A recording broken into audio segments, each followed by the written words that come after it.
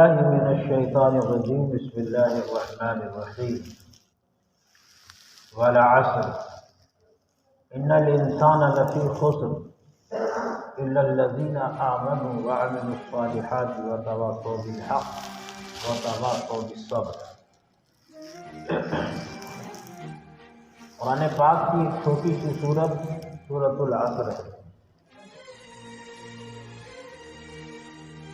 امام شافعی رحمۃ اللہ علیہ فرماتے ہیں کہ اگر قرآن پاک میں مزید اور کچھ نازل نہ ہوتا، صرف یہی سورت نازل ہوتی، تو انسان کو عمل کرنے کے اعتبار سے، زندگی گزارنے کے اعتبار سے یہی سورت کافی تھی۔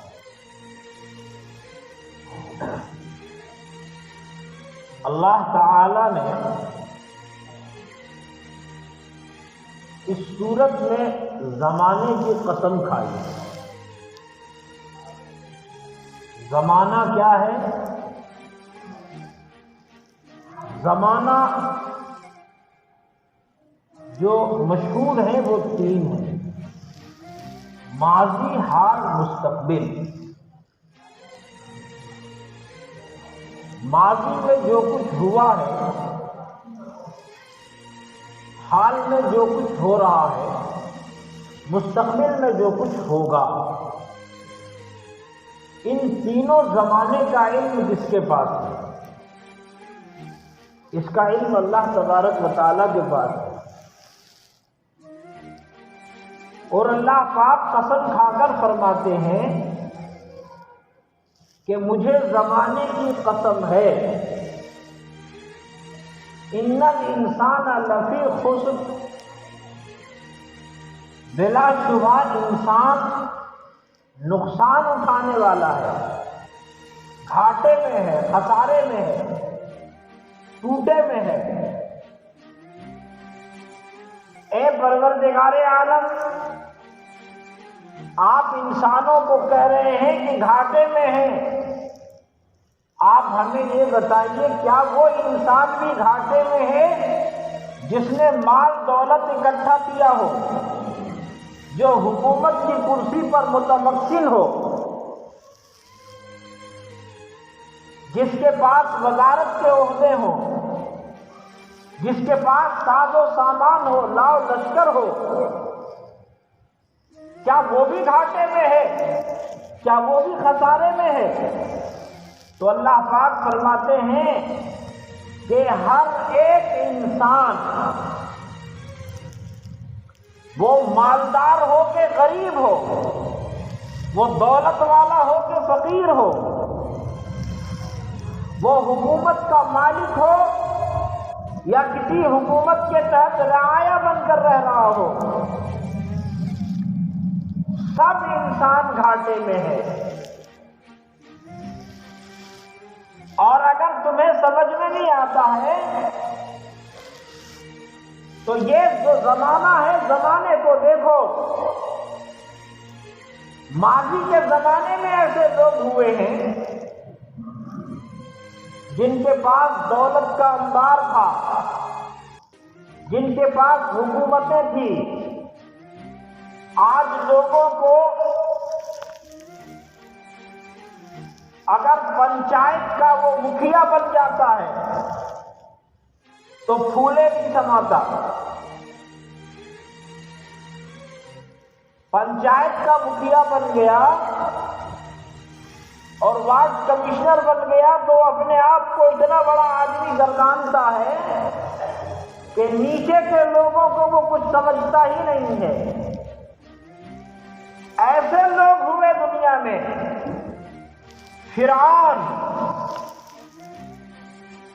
کتنا بڑا نام ہے، اس کی حکومت کا اندازہ اس سے کیا جا سکتا ہے کہ وہ فرعون انسانوں پر تو حکومت کرتا ہی تھا، بنی اسرائیل کا بادشاہ تو وہ تھا ہی۔ مصر میں اس کی حکومت انسانوں پر چلتی تھی، لیکن مصر میں بہنے والا وہ دریا، دریائے نیل، اس دریائے نیل پر اس کی حکومت تھی۔ اسے یہ کہتا تھا کہ اوپر کی طرف آ تو وہ پانی اوپر کی طرف آتا تھا، اگر وہ کہتا نیچے کی طرف جاؤ تو نیچے کی طرف بہتا تھا۔ لیکن اللہ تبارک و تعالیٰ نے بتایا کہ یہ حکومت کامیابی کی دلیل نہیں ہے، یہ حکومت فلاح کی علامت نہیں ہے، اس حکومت سے انسان کو نقصان ہے۔ یہ حکومت والا ہے لیکن اس میں کامیابی نہیں ہے۔ کامیابی کہاں ہے؟ قسم کھا کر رب العالمین کہتا ہے، قسم جب کسی چیز پر خدا تعالی خود کھائے تو اولا اللہ کی ذات، اللہ تبارک و تعالیٰ کی ذات وہ ذات ہے، وَمَنْ أَصْدَقُ مِنَ اللَّهِ قِيلًا، اس سے بڑی سچی بات کون کہہ سکتا ہے؟ رب العالمین سے زیادہ سچ کون بیان کر سکتا ہے؟ اور جس کے نگاہوں کے سامنے پوری کائنات اور کائنات کی تمام چیزیں جس کے علم کو محیط ہے، یحیطون بشیء، ہر شے اس کی نگاہوں کے سامنے ہے، جو کچھ ماضی میں گزرا، جو حال میں چل رہا ہے، جو مستقبل میں ہونے والا ہے، ہر شے کی خبر رکھنے والا، ہر شے پر نگاہ رکھنے والا وہ رب العالمین ہے۔ جب وہ کسی بات پر قسم کھائے تو اس سے معلوم یہ ہوتا ہے کہ کوئی اہم معاملہ ہے، کوئی اہم بات ہے۔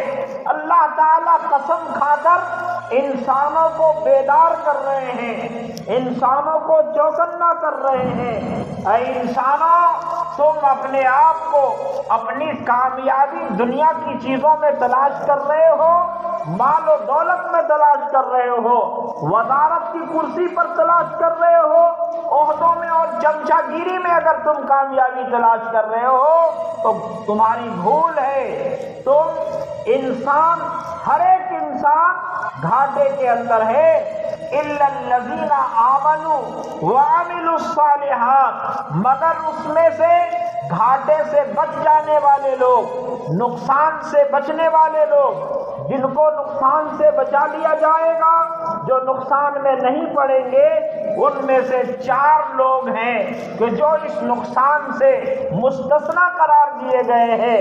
مال و دولت تمہارے پاس ہو، وزارت کی کرسی ہو، عہدہ ہو، زمین جائیداد ہو تو اس میں کامیابی نہیں ہے۔ ہاں، کوئی انسان ہو، وہ دولت مند ہو کہ فقیر ہو، وہ گداگر ہو یا عطا کرنے والا ہو، اگر اس کے اندر الا الذین آمنوا وعملوا الصالحات، وہ ایمان والا ہے اور اس کے سینے میں ایمان جم گیا ہے، ایمان اور ایمان کے ساتھ ساتھ وہ نیک عمل کرنے والا ہے، تو وہ اس کو اس نقصان سے بچا لیا جائے گا، اس گھاٹے سے وہ محفوظ رہ گیا، اس کو مستثنا قرار دیا گیا۔ ایمان کیا چیز ہے اور ایمان کس کو کہتے ہیں، اس پر بھی اس وقت ہمارا سماج، ہماری سوسائٹی اور ہمارا پورا علاقہ اور آنے والی نسلیں ان کو پتہ نہیں ہے کہ ایمان کیا چیز ہے۔ ایمان کے بارے میں ہم اتنے غافل لوگ ہیں کہ ہم جانتے ہی نہیں ہیں کہ ایمان بھی بنانے کی چیز ہے اور ایمان پر بھی محنت کرنا ہے۔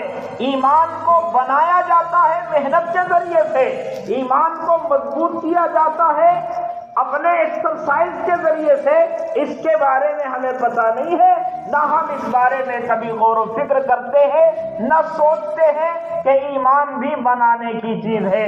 اگر ایمان بنانے کی چیز نہ ہوتی اور ایمان کا پیمانہ یکساں ہوتا، ایمان ایک جیسا ہوتا، ہر ایک آدمی کی کیفیت ایک طرح ہوتی، اگر وہ واعظ کی مجلس میں ہے، اگر وہ بیان میں ہے، تعلیم میں ہے، تو اس کے ایمان کی سطح بڑھ جاتی ہے۔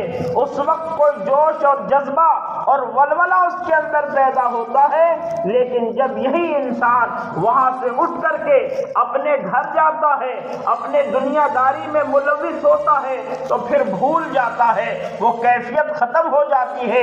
اسی چیز کو تو صحابی رسول نے، پیارے آقا حضرت محمد رسول اللہ صلی اللہ علیہ وسلم کے ایک صحابی نے بیان کیا اور حضور سے فرمایا، حضرت حنظلہ نام کے اس صحابی نے، یا رسول اللہ صلی اللہ علیہ وسلم، حدیث میں یہ ہے کہ وہ آواز لگا رہے تھے کہ میں منافق ہو گیا، حنظلہ منافق ہو گیا۔ کیوں؟ نفاق کیا ہے؟ نفاق تو اسی کا نام ہے کہ دل میں کچھ ہو، زباں پر کچھ ہو، آپ با مسلمان اللہ اللہ، با براہمن رام رام، جہاں جیسا دیکھا وہاں ویسا رول ادا کر لیا، اور اس کو ہم عقل مندی، ہوشیاری اور چالاکی سمجھ رہے ہیں، حالانکہ یہ منافقت ہے۔ اللہ کے نبی صلی اللہ علیہ وسلم نے فرمایا، قیامت کے دن دو منہ رکھنے والوں کے منہ میں دو آنکھ کی لگام لگائی جائے گی، اور دو منہ رکھنے والے کون لوگ ہیں؟ کہ جہاں جیسا دیکھا وہاں ویسا روپ دھارن کر لیا، وہاں اس کے ساتھ ویسی زبان اور ویسی بات چیت کر لی، اس کو ایسا محسوس ہوا کہ میرا آدمی ہے، اور دوسرے کے پاس گیا تو اس کی طرح، تو اس کو محسوس ہوا کہ میرا آدمی ہے۔ یعنی دونوں طرف سے نہ اس سے بیر ہے نہ اس سے بیر ہے، اور دونوں طرح کی باتیں کر رہے ہیں، اسی کا نام تو منافقت ہے۔ حضرت حنظلہ فرماتے ہیں کہ حنظلہ منافق ہو گیا، ان کو فکر یہ لاحق ہوئی کہ حضور کی مجلس میں جو کیفیت ہوتی ہے، جو دلوں کے میں اثرات پیدا ہوتے ہیں، وہ اثرات گھر میں نہیں ہوتے۔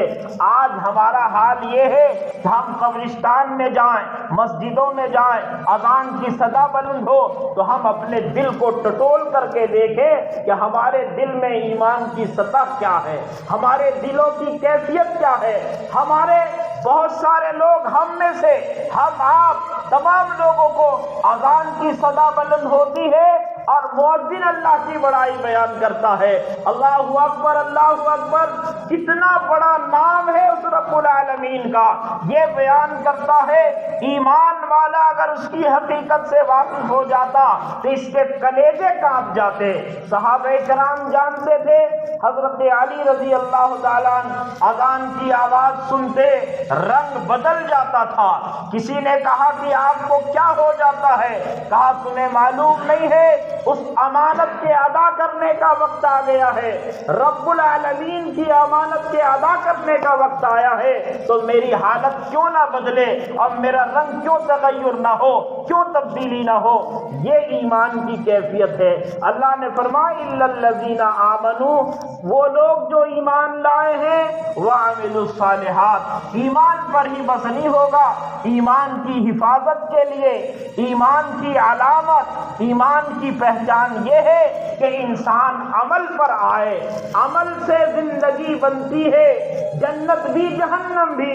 یہ خاکی اپنی فطرت میں نہ نوری ہے نہ ناری ہے، یہ خاکی انسان اللہ تعالیٰ نے انسان کو پیدا فرمایا ہے، اس کو عمل کا مکلف بنایا ہے۔ اس لیے ایمان کی پہچان یہ ہے کہ انسان عمل پر کھڑا ہو۔ اگر ہم نمازوں سے دور ہے اور اللہ کے احکام سے دور ہے، حضور کی سنتوں سے دور ہے، تو یاد رکھیے اپنے ایمان کی خیر منانی چاہیے۔ ہم نے بہت سن رکھا ہے کہ جو لا الہ کہہ دے گا جنت میں داخل ہوگا، لیکن حضور نے شرط لگائی ہے، من قال لا الہ الا اللہ مخلصا دخل الجنہ، کہ جس نے اخلاص کے ساتھ کلمہ لا الہ الا اللہ کہا، اللہ کی وحدانیت کا اقرار کیا، وہ جنت میں جائے گا۔ صحابہ نے کہا قیل وما اخلاصها یا رسول اللہ صلی اللہ علیہ وسلم، یا رسول اللہ یہ بتائیے اخلاص سے کلمہ پڑھنے کی علامت کیا ہے؟ حضور نے فرمایا کہ کلمہ جن چیزوں سے روکتا ہے انسان اس سے رک جائے، جس کو کرنے کا حکم کلمہ دیتا ہے اس کو کرنے لگے۔ اب اس سے ہم اپنا جائزہ لے لیں، یہ تھرمامیٹر ہے ہمارے لیے کہ ہمارے پاس ایمان کا کتنا پیمانہ موجود ہے۔